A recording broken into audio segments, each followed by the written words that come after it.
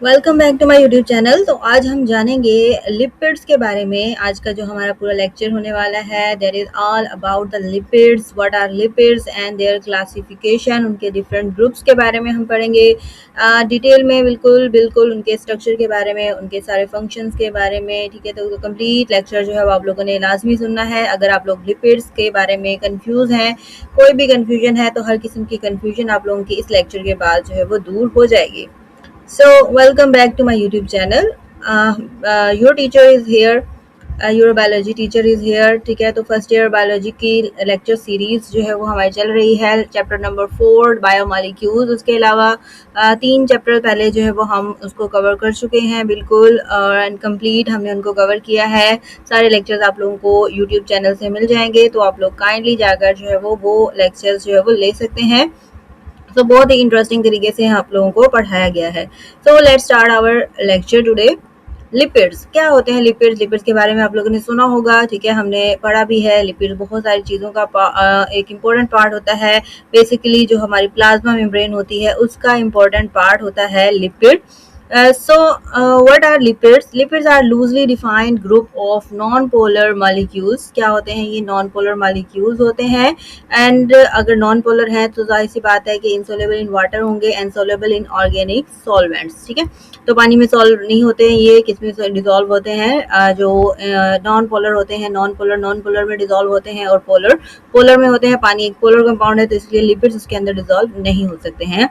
Like किसमें dissolve होते हैं? ये एग्जांपल दी हुई यहाँ पर ईथर एंड अल्कोहल की। They are diverse group of molecules and are classified as. ठीक है, बहुत ही ज्यादा डाइवर्स ग्रुप है। इसके अंदर बहुत ही ज्यादा डाइवर्सिटी पाई जाती है, बहुत ही डिफरेंट टाइप्स के ग्रुप्स पाए जाते हैं लिपिड्स के अंदर।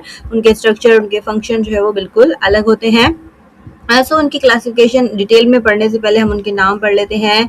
सो सबसे पहला जो ग्रुप है लिपिड्स का दैट इज दी ट्राइग्लिसराइड्स। ठीक है, क्या होते हैं ये हम नेक्स्ट पढ़ेंगे डिटेल में। देन उसके बाद waxes, phospholipids, terpenes, steroids and prostaglandins. ठीक है, तो ये 6 ग्रुप हैं, 6 ग्रुप्स हैं लिपिड्स के, जिनके बारे में हम 1 बाय 1 डिस्कस करने वाले हैं। सबसे पहला है हमारे पास द लिपिड्स एसाइल ग्लाइसरोल। ठीक है, ट्राइग्लिसराइड्स जिनको हमने अभी कहा था, ग्लाइसरोल भी कहते हैं हम, या ट्राइग्लिसराइड्स कहते हैं। ठीक है, उन्हीं को हम एसाइल ग्लाइसरोल भी कहते हैं। लिपिड्स और फैट्स एंड ऑयल्स, ठीक है, जो कि हम बहुत ही ज़्यादा फेमिलियर हैं जिनके साथ। फैट्स जो कि क्या होते हैं, रूम टेम्परेचर पे सॉलिड फॉर्म में होते हैं। ऑयल जो कि हम यूज़ करते हैं खाने के लिए। फैट्स भी हम यूज़ कर रहे होते हैं, ठीक है, जो कि लिक्विड फॉर्म में होते हैं। ठीक है, तो इसलिए जो है वो इनके बारे में हम बहुत ज़्यादा जानते हैं, तो इनको हम डिस्कस कर लेते हैं। इसाइल ग्लाइसरोल्स आर कंपोज ऑफ 2 सब यूनिट्स। इसाइल ग्लाइसरोल जो कि ट्राइग्लिसराइड्स हैं या ट्राइग्लिसरोल्स हैं, और ट्राइएसाइल ग्लाइसरोल भी हम इसको कहते हैं। ठीक है, तो ये बेसिकली जो है वो ग्लाइसरोल और फैटी एसिड के बने हुए होते हैं। ठीक है, तो इसाइल ग्लाइसरोल किसके बने होते हैं? फैटी एसिड और ग्लाइसरोल दोनों से जो है वो मिलकर, दोनों के दरमियान में एक केमिकल रिएक्शन होता है, दोनों आपस में मिलते हैं और क्या बनाते हैं? इसाइल ग्लाइसरोल बनाते हैं। ग्लाइसरोल अलग होते हैं, फैटी एसिड जो है वो अलग होते हैं। ये दोनों मिलकर क्या बनाते हैं? एसाइल ग्लाइसरोल बनाते हैं। The acyl glycerol which are liquid at room temperature are called oil। ठीक है, ऑयल मतलब ऑयल की डेफिनेशन भी आ सकती है कि वो ग्लाइसरोल या एसाइल ग्लाइसरोल जो कि रूम टेम्परेचर पर लिक्विड फॉर्म में होते हैं उन्हें हम ऑयल कहते हैं, और जो कि सॉलिड फॉर्म में होते हैं उन्हें हम क्या कहते हैं? फैट्स कहते हैं। ऑयल के सोर्सेज क्या होते हैं और फैट्स के, जो कि मतलब वो एसाइल ग्लाइसरोल या फैटी एसिड जो कि किससे हासिल होते हैं? मोस्टली प्लांट से। ठीक है, वो भी ऑयल होते हैं। For example peanut oil, corn oil, castor oil. ठीक है, बहुत सारे डिफरेंट ऑयल्स हम यूज़ करते हैं, वो सारे प्लांट से हासिल होते हैं एंड वो क्या होते हैं? फिर ऑयल होते हैं। एंड फैट्स जो है वो मोस्टली किससे हासिल किए जाते हैं? एनिमल से। ठीक है, जो एनिमल से जो हासिल होने वाले एसाइल ग्लाइसरोल होते हैं वो मोस्टली क्या होते हैं? फैट्स होते हैं, यानी कि रूम टेम्परेचर पर सॉलिड होते हैं। Then an ester is the compound produced as a result of a chemical reaction of an alcohol with an acid and a water molecule is released। एक ईस्टर बनाने के लिए हम क्या करते हैं? एक रिएक्शन किया जाता है। किसके साथ रिएक्शन? हम कहते हैं एक अल्कोहल का, किसके साथ? एसिड के साथ, किसी भी फैटी एसिड। ठीक है, या कार्बोक्सिलिक एसिड जो का होता है, जिसका ग्रुप होता है COOH, उसका रिएक्शन हम किसके साथ करवा देते हैं?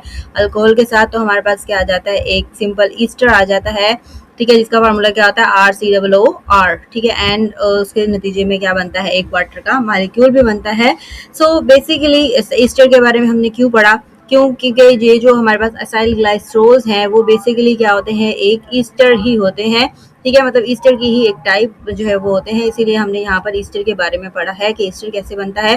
तो इसी तरह से जो असाइल ग्लाइसरोल है वो भी इसी तरीके से बनेंगे। कार्बोक्सिलिक एसिड जो कि क्या होता है, एक ग्लाइसरोल होता है, उसका रिएक्शन किया जाता है एक अल्कोहल के साथ, that is the sorry sorry sorry ठीक है, तो एक एसिड फैटी एसिड होता है कोई भी, ठीक है, कोई भी फैटी एसिड होगा, ठीक है, तो उसका रिएक्शन करवाया जाएगा किसके साथ, एक अल्कोहल के साथ, दैट इज द ग्लाइसरोल, ठीक है, जिसके अंदर 3 जो है वो OH ग्रुप होते हैं और फैटी एसिड भी कितने होते हैं, 3, ठीक है, 3 फैटी एसिड लिए जाते हैं और उसका रिएक्शन किसके साथ करवाया जाता है, ग्लाइसरोल के साथ, जो कि एक अल्कोहल है। रिएक्शन किसके साथ करवाया जाएगा, एसिड के साथ, तो नतीजे में बनने वाला जो एक ईस्टर कंपाउंड होगा उसे हम क्या कहेंगे, ट्राईग्लाइसरोल कहेंगे, ट्राई एसाइल ग्लाइसरोल कहेंगे, ठीक है, जो कि क्या है, एक न्यूट्रल लिपिड है, डिहाइड्रेशन हो जाती है, पानी के 3 मॉलिक्यूल जो है यहाँ से रिलीज हो जाएंगे एंड हमारे पास नतीजे में क्या बनेगा, इसाइल ग्लाइसरोल, या कि इसको हम ट्राई एसाइल ग्लाइसरोल भी कहते हैं, ठीक है। तो इस तरीके से जो है वो ये एसाइल ग्लाइसरोल जो है वो बनते हैं। Clear? So this is the formation synthesis of acyl glycerol. The most widely found acyl glycerols are triacyl glycerol या triglycerides, ठीक है, जो अभी हमने जिसका रिएक्शन पढ़ा है, ठीक है, 3 फैटी एसिड कोई भी हो सकते हैं, यहाँ पर R1 R2 R2 3 लिखा हुआ है यहाँ पर, ठीक है, डिफरेंट फैटी एसिड भी हो सकते हैं, सेम भी हो सकते हैं, डिफरेंट उसकी क्लासिफिकेशन होती है, R की जगह पे कोई भी अल्काइल ग्रुप आ सकता है यहाँ पर, ठीक है। Then are also called neutral lipids, ठीक है, यही जो है ट्राई एसाइल ग्लाइसरोल जो होते हैं उनको हम न्यूट्रल लिपिड्स भी कहते हैं। In triglycerols 3 molecules of fatty acid are joined to a single glycerol backbone, ठीक है, तो सिंपल जो है वो उसकी जो बैकबोन होती है वो कौन बनाते हैं, फैटी एसिड के जो मॉलिक्यूल है वो बना रहे होते हैं। क्लियर? तो ये सारा था हमारे पास एसाइल ग्लाइसरोल के बारे में, ठीक है। एसाइल ग्लाइसरोल, अब हम इसमें से देखते हैं ग्लाइसरोल के बारे में और फैटी एसिड के बारे में अलग अलग देखते हैं। ग्लाइसरोल क्या होता है, it is a 3 carbon alcohol and each of its carbon bears a hydroxyl group, ठीक है, ये क्या है, एक 3 कार्बन वाला अल्कोहल होता है और हर कार्बन के साथ क्या जुड़ा होता है, एक हाइड्रोक्सिल ग्रुप जुड़ा होता है। यहाँ पर आप लोग को नजर आ रहा होगा एक सिंपल सा जो है वो स्ट्रक्चर है उसका, 3 कार्बन है, ठीक है, तीनों कार्बन के साथ जो है वो यहाँ पर क्या बन रहा है, ये इसका जो है वो OH ग्रुप जो है वो जुड़ा हुआ है सिंपली, तो इसको हम क्या कहते हैं, ये क्या है, एक ग्लाइसरोल है। The 3 carbon of glycerol form the backbone of acyl glycerol molecule, ठीक है, ये फैटी एसिड के साथ जब मिलता है और ट्राइसाइल ग्लाइसरोल बनाता है तो उसकी बैकबोन जो होती है, एक जो सॉलिड सा जो स्ट्रक्चर है, बैकबोन मतलब उसकी जो एक बुनियाद होती है, बेस होती है, वो क्या होती है, यही ग्लाइसरोल ही बनाता है।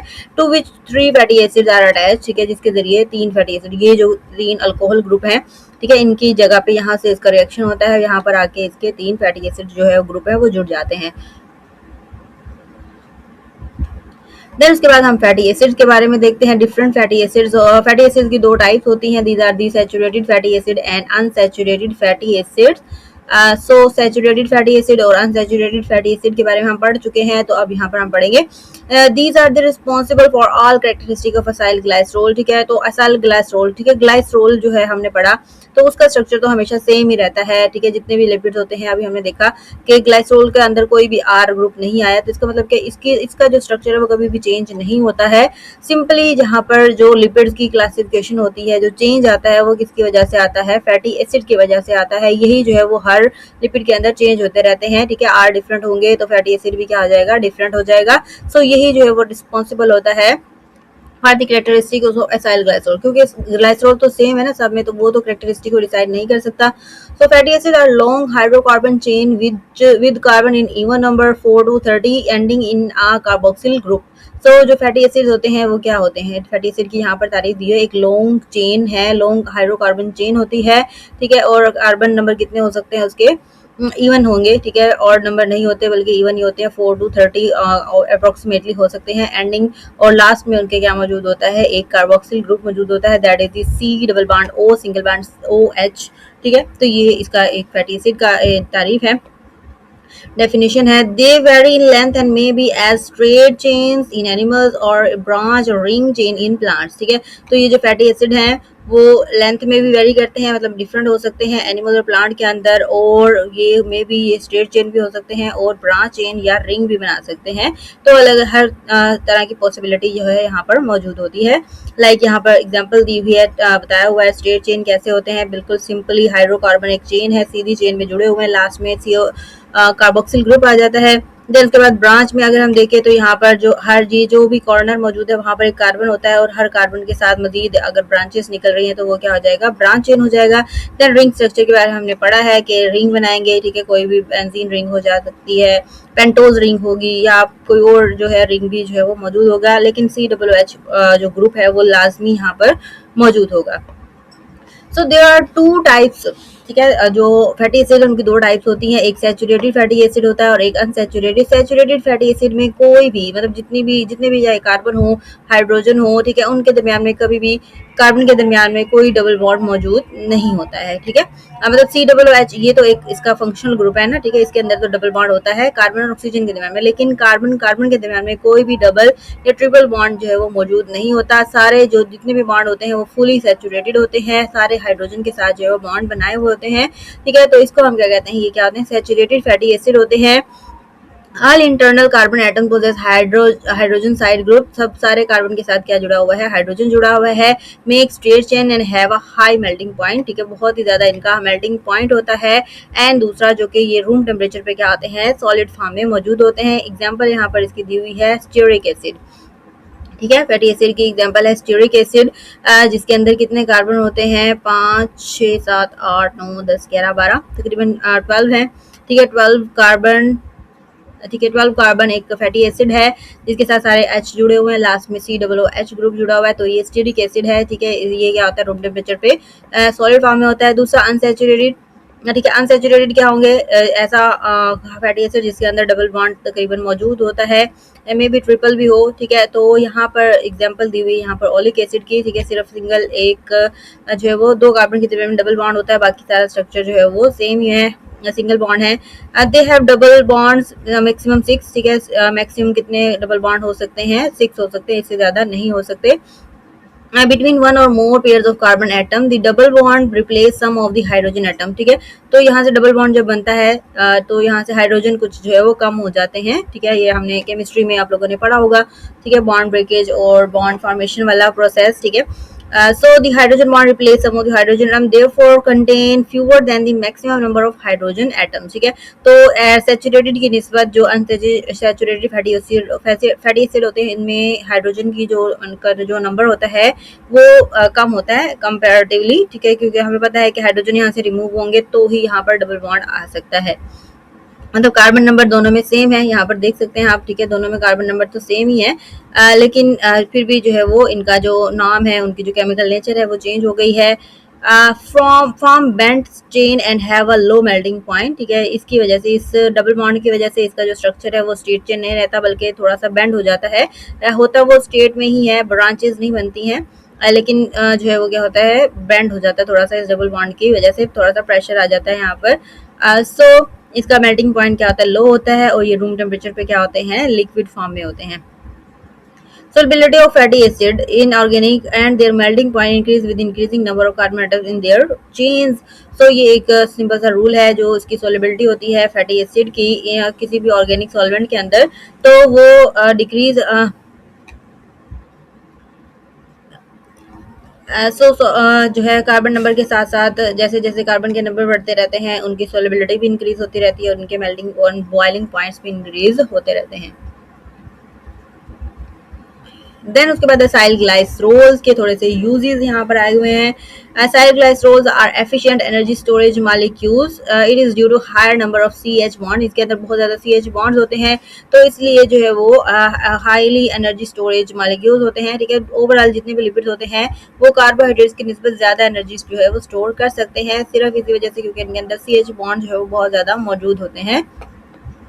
दे are insoluble because of their non polar structure. पानी में इंसोलेबल होते हैं, वाटर के अंदर इंसोलेबल होते हैं due to their non polar structure. Therefore they can be deposited at specific storage location within organism. हाँ, तो इसलिए जो है वो उनको ऑर्गेनिज्म के अंदर कहीं भी जगह पे स्टोर किया जा सकता है, ठीक है। क्योंकि वाटर के अंदर तो डिज़ोल्व होते नहीं है, ठीक है, तो वो सेल के अंदर डिज़ोल्व होने की कोई चांसेस नहीं होते, तो इसलिए इनको स्टोर किया जा सकता है। Animal fats contain more energy than do plant oils, ठीक है। जो फैट्स होते हैं उनके अंदर, जो एनिमल फैट्स होते हैं उनके अंदर ज़्यादा एनर्जी होती है as compare to plant oils, because they contain saturated fatty acid and some so contains more C H bond, ठीक है। सो एक थोड़ी सी कॉन्सेप्चुअल सी बात है समझने के लिए कि फैट्स, एनिमल के जो फैटी एसिड होते हैं वो फैट्स होते हैं, मीन्स के वो सेचुरेटेड होते हैं उनके अंदर फैटी एसिड, तो उनके अंदर सी एच बॉन्ड ज़्यादा होते हैं। और जो एनिमल प्लांट वाले होते हैं वो ऑयल होते हैं, उनके अंदर सी एच बॉन्ड कम होते हैं, तो इसलिए एनिमल फैट्स में ज़्यादा एनर्जी होती है और जो प्लांट के जो ऑयल होते हैं उनमें एनर्जी कम होती है comparatively. On the other hand, plants oil have unsaturated fatty acid and contain comparatively less number of CH bonds. So वही चीज जो है वो repeat हो गई है. Then when organisms have to store glucose for long period, they usually convert it into fats or oils. ठीक है, अगर जानवरों ने, कुछ ऐसे जानवर होते हैं जो कि मतलब काफ़ी अरसे के लिए अपनी अंदर खुराक जो है स्टोर कर सकते हैं, सो वो अगर ग्लूकोज की फॉर्म में उन्होंने खुराक ले ली है तो वो उसको स्टोर किसकी फॉर्म में कर लेते हैं, फैट्स या ऑयल की फॉर्म में कर लेते हैं। हम भी अगर ज़्यादा फूड खाते हैं तो हमारी बॉडी में जो है वो फैट्स जो है वो ज़्यादा हो जाते हैं, जिसको हम चर्बी भी कहते हैं। सो वो बेसिकली हमारी बॉडी तो एनर्जी ही स्टोर कर रही होती है, लेकिन वो हमारे लिए क्या होती है, हार्मफुल होती है, नुकसानदेह होती है।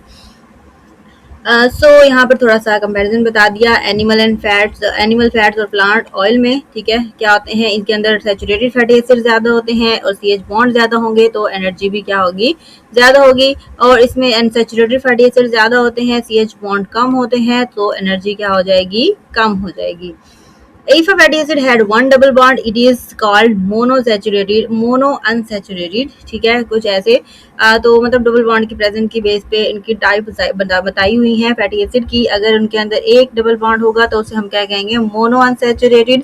अगर दो होंगे तो हम उसको क्या कहेंगे, डाई अनसेचुरेटेड। अगर दो से ज़्यादा हो जाए या एक से भी ज़्यादा हो जाए तो वो क्या कहलाएगा, पोली अनसेचुरेटेड फैटी एसिड कहलाएगा।